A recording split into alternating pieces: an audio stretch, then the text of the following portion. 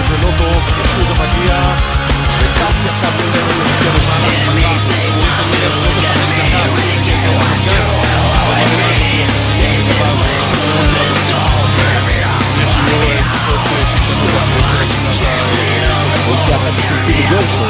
בגליל ובמכבי תחת עודד פתח, צביקה שרף ואפי דירקטור. עכשיו, חישוב אינטימי, נהנה מכל רגע.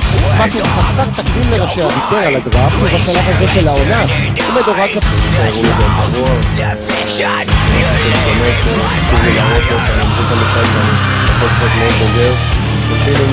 19 בסיבוב הראשון. בטקטיקה הוא אמור להיות עם הנבחרת באליפות אירופה.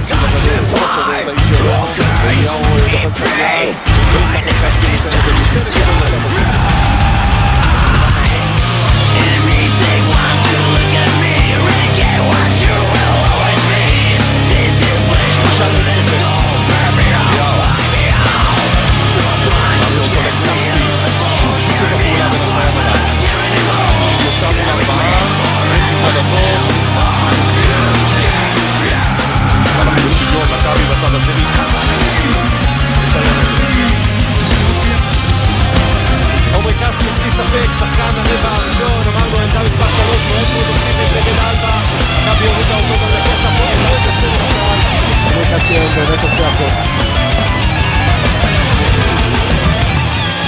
אני אוהב שחק מהר, אני אוהב לרוץ, אני אוהב לחתוך, אני אוהב דברים שחקנים לא מקבלים את המנצח. אני לא נכנס